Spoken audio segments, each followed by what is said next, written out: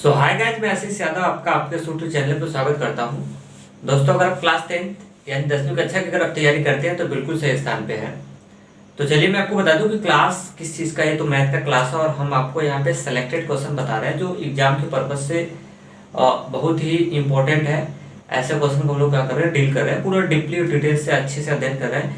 इन question के इस type के क्वेश्चन अगर जितने भी मिलेंगे ना, सबको आप दोहरा के जाइएगा और आपको बेनिफिट बहुत ज़्यादा मिलने वाला है। ट्रस्ट में भरोसा अगर आप करेंगे तो, क्योंकि भरोसे से ही सब कुछ होता है। तो चलिए मैं क्या करता हूँ, जहाँ तक मैं लेके चला गया था अब उसके आगे भी आज भी मैं क्वेश्चन बताने वाला हूँ। और इसलिए आपसे रिक्वेस्ट है कि पूरा एंड तक देखिएगा, जिससे आपको ज़्यादा से ज़्यादा बेनिफिट क्या हो सके, मिल सके। तो चलिए स्टार्ट करते हैं और उसके बाद देखिए मैं यहाँ से क्वेश्चन आपको बताता हूँ। और इस टाइप के भी क्वेश्चन देखिए आने की बहुत ज़्यादा संभावना रहते हैं। क्वेश्चन को मैं पढ़ देता हूँ। बता रहा है कि निम्नलिखित समीकरण युग्मों को रैखिक समीकरण युग्म के रूप में बदलिए। पहले कोई इक्वेशन दिया गया है, इस इक्वेशन को पहले रैखिक समीकरण युग्म के रूप में बदलना है, बदल कर फिर हल करना है आपको। तो देखिए आपको पता होना चाहिए रैखिक समीकरण युग्म के रूप में बदलना है। तो पहले आपको ये पता होना चाहिए कि जो रैखिक समीकरण युग्म होता है उसकी स्ट्रक्चर कैसी होती है, पहले तो ये पता होना चाहिए।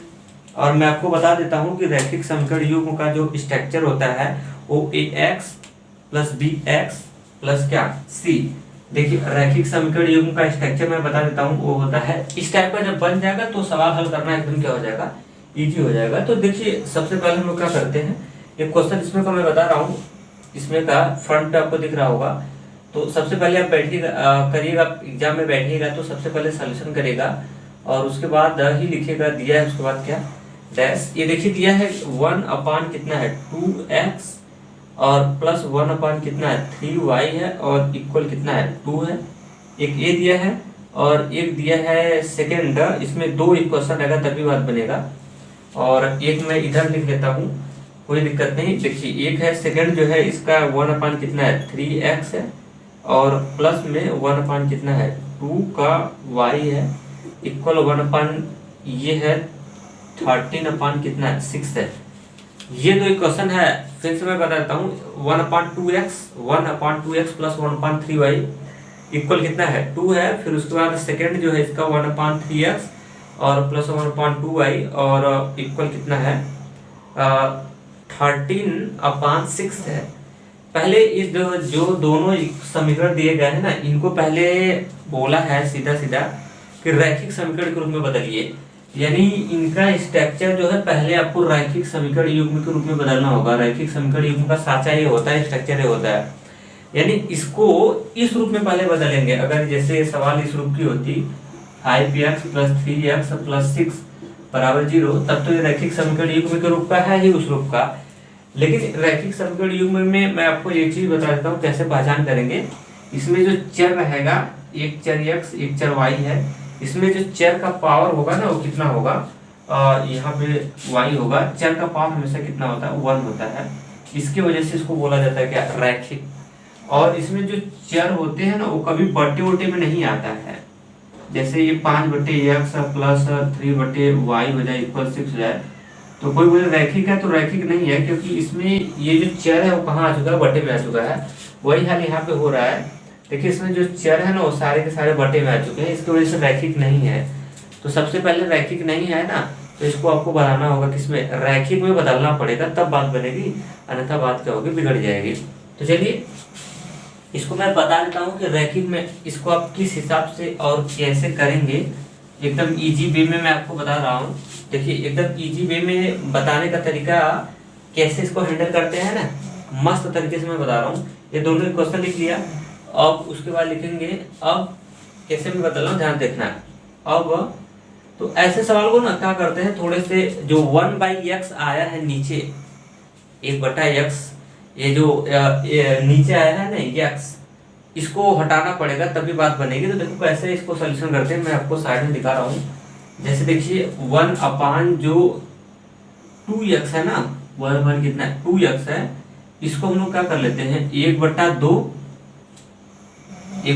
गुणे 1/x तो लिख ही सकते हैं, 1/2 गुणे 1/x। बात वही है, क्योंकि इसका गुणा मारेंगे तो फिर यही चीज आ जाएगी। पहले सर ऐसे क्या लिखवा रहे हैं, ऐसे इसलिए लिख रहा हूँ क्योंकि जो यक्स नीचे है ना वो नीचे नहीं आना चाहिए, नहीं तो बात फिर बनकर नहीं करेगी, बिगड़ जाएगी। इस रूप का बनाने का तरीका सिखा रहा हूँ। जो 1/x है इसको कुछ मान लो अपने से मान लेना सर, ये 1/x बराबर p, 1/x बराबर q।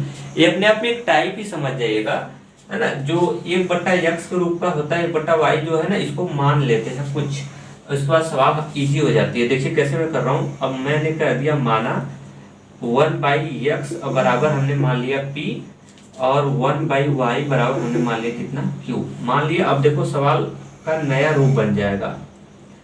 अब सवाल की नया स्ट्रक्चर हम लोग देख लेते हैं। इसको अगर देखेंगे ना तो ये हो जाएगा 1/, कितना हो जाएगा, अगर इसकी स्ट्रक्चर की बात किया जाए तो ये हो जाएगा 1/, अब ध्यान देखिएगा, इसको हम लोग बोलेंगे 1/x तो लिख सकते हैं ना 1/x, तो 1/x को हमने कितना मान लिया p। अब क्या कर लेते हैं, यहाँ से जो 1/x है इसको हमने मान लिया कितना p, तो ये हो जाएगा p बटे कितना हो जाएगा 2 हो जाएगा, क्योंकि 1/x की जगह हमने p मान लिया और ये बटे आपका कितना हो जाएगा 2 तो रहेगा ही बटे 2। ठीक है, कैसे, यहाँ देखो, यहाँ समझ जाएगा, ये 1/2 हो जाएगा और गुणे ये 1/x को हमने p मान लिया, जब गुणा करेंगे p गुणे 1 तो हो जाएगा p बटे कितना हो जाएगा 2 हो जाएगा। क्या मेरी बात समझ आई? तो ये ऐसे हो जाएगा। तो थोड़े से मतलब मेंटली काम करेंगे क्योंकि ऑलरेडी सवाल खुद ही बोरियस है और उसमें आप खुद ही मतलब थोड़ा मेंटली नहीं सोचेंगे तो सवाल खुद बोरियस हो जाएगी। तो p बटा q हो जाएगा, अब प्लस ये बटा हो जाएगा 1 बटा कितना हो जाएगा, ये हो जाएगा आपका, इसको तो मैंने मान लिया 1 बटे y को मैंने कितना मान लिया q, और q बटा हो जाएगा कितना 3 और इक्वल हो जाएगा कितना 2। हमको क्या करना है, इसको रैखिक समीकरण युग्म के रूप में बदलना है, इस रूप में। अभी उस रूप में नहीं गया है, अभी उस रूप में नहीं गया है क्योंकि ये सिंपल इस रूप का होना चाहिए। अब देखो बनेगा, अब इसका गुणा इधर कर लेते हैं, इसका इधर, नीचे का नीचे, ये हो जाएगा 3p प्लस में 2q इक्वल 3 में कितना हो जाएगा, बट्टे का हो जाएगा 6 इक्वल हो जाएगा कितना q, q नहीं है, इक्वल में हो जाएगा कितना 2 हो जाएगा। सवाल देखिए बहुत ही इजी सवाल है, ये सवाल बहुत ही क्या है, एकदम इजी है। मैं यहाँ पे हटा देता हूँ, बस इसमें कैलकुलेशन आपको करना है, उसके बाद आंसर तो तुरंत ही आता है। यहाँ पे 2 हो जाएगा, बस थोड़ा सा और कैलकुलेशन कर लो और उसके बाद आपको मिल जाने वाला है यहाँ से क्या, इसका आंसर तुरंत मिल जाएगा। अब यहाँ से इसका गुणा कर लो तो ये हो जाएगा आपका कितना 3p इक्वल, ये हो जाएगा 2q इक्वल हो जाएगा यहाँ से कितना 6 दूनी कितना हो जाएगा 12 हो जाएगा यहाँ से। अब ये देखो समीकरण 1 हो गया, अब बन गया उसके रैखिक युग्म का रूप बन गया। कैसे, इसका पावर देखो p का q, अरे 1, इसका भी 1 हो जाएगा। क्लियर, तो इसका मेन साइड तो यही बताया ना, ax plus by plus c बराबर 0। मतलब इसमें जो एक चर होना चाहिए और उसके पावर होना चाहिए 1 1, तभी बात बनेगा, और बटे उटे में ना हो तो वही होता है रैखिक युग्म। क्लियर, चलिए अब यहाँ से तो एक तो तैयार हो गया, एक समीकरण तैयार हो गया। अब ये सवाल में क्या होता है ना, थोड़ा सा ये आते हैं तो विस्तृत में आते हैं, बड़े बड़े क्वेश्चन होते हैं, शॉर्ट नहीं आते हैं सब। अब एक तो तैयार हो गया क्योंकि इस टाइप का मिलता था तो इस टाइप का तो हल करना आता ही है ना, तो वही बन गया। अब एक और बनाना है, इसको बना लेते हैं हम लोग, अब इसको बना लेते हैं, फिर वही वाला 1/x है, 1/x को हमने p मान लिया, ये भी हो जाएगा कितना p बटे 3 हो जाएगा और प्लस में, और ये हो जाएगा कितना q बटे 2 हो जाएगा, q बटे 2, 1/y को मैंने q माना है बटे 2 हो जाएगा इक्वल, ये हो जाएगा 13 बटे कितना हो जाएगा 4 हो जाएगा। फिर इसको हल कर लो, फिर यहाँ से हो जाएगा 2p हो जाएगा प्लस में ये हो जाएगा 3q हो जाएगा इक्वल ओवरऑल के बटे कितना हो जाएगा 3 में 6 और इक्वल हो जाएगा 13 बटे कितना 6। अब ये 6 से 6 चाहे तो कैंसिल कर सकते हैं, कैसे, ये गुणे में है, इधर जाएगा बटे में, इधर है तो गुणा में होगा, तो वो 6 से 6 नेग्लेक्ट हो जाएगा। तो यहाँ से हमने पाया कितना 2p और प्लस में कितना 3q और इक्वल कितना हो गया 13 हो गया। अब देखो दो समीकरण बन गया, एक समीकरण यहाँ बन गया और एक समीकरण यहाँ बन गया। अब तो एकदम इजी हो गया, समीकरण 1 और समीकरण 2 को लेके हल करके, और यहाँ से हम लोग क्या कर लेंगे, हल करके यहाँ से हम लोग क्या कर लेंगे, यहाँ से तो फिलहाल किसका वैल्यू निकलेगा, p और q का ही तो मान निकलेगा, लेकिन हमको तो निकालना है क्या x और y का निकालना है। p और q तो हम लोग माने हैं ना, p और q सवाल में थोड़ी ना दिया है, सवाल में x और y है, कोई बात नहीं, p और q का वैल्यू निकल जाएगा तो p को और q का। अब इसको क्या कर लेते हैं, समीकरण 1 और समीकरण 2 को हल कर लेते हैं। समीकरण नंबर 1 व 2 को क्या करने पे हल करने पे अब हल कैसे करेंगे, विलोपन विधि, गुणन विधि और ये सब जो विधियां हैं उन विधि की मदद से अब इसको चाहे तो हल कर सकते हैं। तो चलिए मैं इसको हल कर लेता हूँ यहाँ से। देखिए ये हो जाएगा 3p इक्वल, ये हो जाएगा कितना 2q इक्वल हो जाएगा 12, और इसको हल कर लेते हैं। ये हो जाएगा 3p और ये हो जाएगा 3q और इक्वल हो जाएगा 13। अब इसको हल कर लेते हैं। हल करने का तरीका, प्रोसेस, पुरानी विधि, पुराने सिस्टम, सब कुछ वही ही है, कोई नया नहीं है। इसमें किसको गायब करना चाहते हैं, चाहे p को गायब कर लो चाहे q को गायब कर लो, अपने मन से जिसको गायब करना आप क्या कर सकते हैं, गायब कर सकते हैं। तो चलिए मैं p को ही गायब कर लेता हूँ। तो p को गायब करने का तरीका सिखा देना, इसका गुणांक इसके पास देंगे, इसका गुणांक इसके पास देंगे। अब गुणा कर लो, 3 दूनी हो जाएगा कितना 6p प्लस में, और ये हो जाएगा 2 दूनी 4q और इक्वल हो जाएगा, और 12 दूनी कितना हो जाएगा 24 हो जाएगा, 24 हो जाएगा। ये 3 टाइम्स 2 करेंगे तो 6p इक्वल और 9q और इक्वल, ये होगा 13 कितना हो जाएगा 39 होता है ना, 13 टाइम्स 3 करेंगे तो 39 हो जाएगा। अब यहाँ से अब इसका चिन्ह बदल लेते हैं। अब ये माइनस में है तो यहाँ पे प्लस में देते हैं, और अगर प्लस में होता है तो माइनस में, अगर ये प्लस में है तो क्या करते हैं माइनस में देते हैं, उल्टा काम करते हैं। अब देखिए 6p ये प्लस में और 6p अब ये सॉरी ये प्लस में था तो यहाँ पे लगाएंगे हम लोग क्या माइनस में, इसका यहाँ पे चिन्ह प्लस था तो माइनस लगाएंगे, ये माइनस है तो प्लस और प्लस है तो माइनस, मतलब उल्टा लगाते हैं। अब देखिए ये 6p प्लस में और 6p माइनस में कैंसिल आउट हो जाएगा।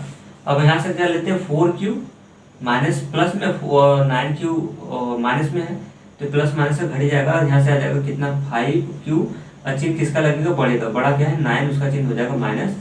इसको घटा लेते हैं, 39 में से घटेगा 24 तो आएगा आपका कितना 5, और यहाँ से हो जाएगा कितना 15, लेकिन किसका माइनस का 15 हो जाएगा। y की वैल्यू आएगी आपकी कैसी, निगेटिव आएगी, क्योंकि 39 बड़ा है।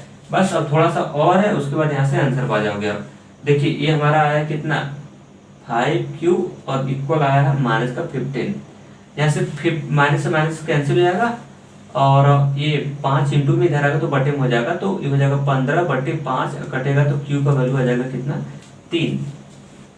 q का मान आ गया कितना 3, लेकिन हमको तो q का मान निकालना नहीं है, हमको तो किसका वैल्यू निकालना है x और y का, क्योंकि हमारी जो रियल वाली सवाल है उसमें x और क्या है y है। क्लियर। तो चलिए अब बस अब क्या कर लेते हैं, अब थोड़ा सा और कर लो, उसके बाद आंसर आ जाएगा। जो q माने थे ना, q यहाँ पे देखो q की जगह जो माने थे 1/y रख लो, काम हो जाएगा। तो q की वैल्यू आप डालो कितना यहाँ से 1/y इक्वल 3 हो जाएगा, और यहाँ से y की वैल्यू निकालना चाहते हैं तो आसानी से निकाल सकते हैं। इसको पलट दो, चाहे क्रॉस लगा दो, पलट दो, अच्छा पड़ेगा। पलट देंगे तो r करके इसको पलटेंगे जब, तो ये हो जाएगा y/1 बराबर हो जाएगा। इसको भी इधर का पलटेंगे तो उधर का भी पलटेंगे, इसके बटे कुछ नहीं तो 1 हो जाएगा। पलटेंगे जैसे 1/3 हो जाएगा। तो यानी अब यहाँ से y की वैल्यू हमने कितना पाया 1/3, क्योंकि 1 से भाग लगाएंगे तो बात वही बनेगी। तो y की वैल्यू हमने पाया कितना 1/3 आ गया। मैं इसको हटा देता हूँ थोड़ा और क्लीन। तो y की वैल्यू हमने निकाल लिया, अब काम हो जाएगा। y की वैल्यू हमने पाया y बराबर 1/3 हो जाएगा, और यही आपका हो जाएगा क्या आंसर। बस अब y की वैल्यू आपने निकाल लिया, तो फिर x का निकाल लेते हैं। y का मान लिया कि किसी समीकरण में रख दो, समीकरण में रख दो, इसमें इसी में रख दो, इसमें रख दो, इसमें भी रखना चाहते हैं तो रख सकते हैं, लेकिन इधर रखेंगे तो भी हो जाएगा काम, यहीं पे रखेंगे तो भी काम हो जाएगा। तो इस किसी में रख सकते हैं, कोई बात नहीं है। अगर जैसे कहेंगे सर एक में रखवा दो, एक में y यहीं बनी तो कहाँ रखोगे फिर, तो इसमें रख लो, किसी में रख लो। अब उसके बाद मैं इसको हटा देता हूँ, मैं इसको यहाँ से हटा देता हूँ, और अब निकल जाएगा मान। अब उसके बाद लिखेंगे अब y बराबर 1/3 समीकरण में रखने पर, समीकरण में रखने पर किसी इसी समीकरण में रख लेते हैं। अब देखो एकदम इजी हो जाएगा, 1/2x प्लस 1/3 गुणे y की वैल्यू आया है 1/3 इक्वल हो जाएगा 2।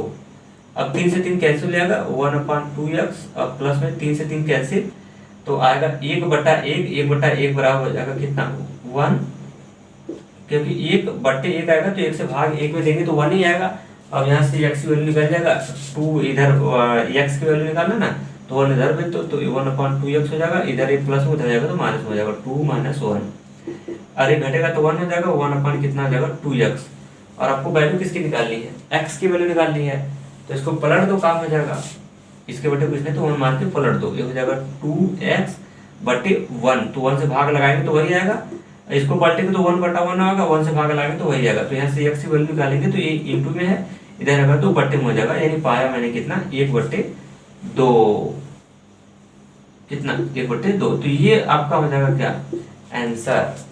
तो क्लियर, मेरे ख्याल से इस टाइप के क्वेश्चन आप बना सकते हैं पेपर में, जब भी आएगा, जब भी पेपर में देखिएगा तो ये बट्टे के रूप में अगर आ रहा है 1/x 1/y करके, तो जो बट्टे वाला पोर्शन होता है उसी को मान लेते हैं, 1/y बराबर PQ। ऐसे सवाल इजी हो जाती है और आपका सवाल टोटली ये 2 चर के रैखिक समीकरण में आपकी निकल जाएगी सवाल, ठीक है। और एकदम इजी वे में, ये एक टाइप है अपने आप में, जो टाइप है, इस टाइप के क्वेश्चन आपको बनेंगे, ठीक है। तो मेरे ख्याल से वीडियो आपको अच्छा लगा होगा, और अगर बढ़िया लगा होगा तो अपना फीडबैक आप मुझे जरूर दीजिएगा। तो चलते हैं, स्वाद के लिए इतना ही, थैंक्स।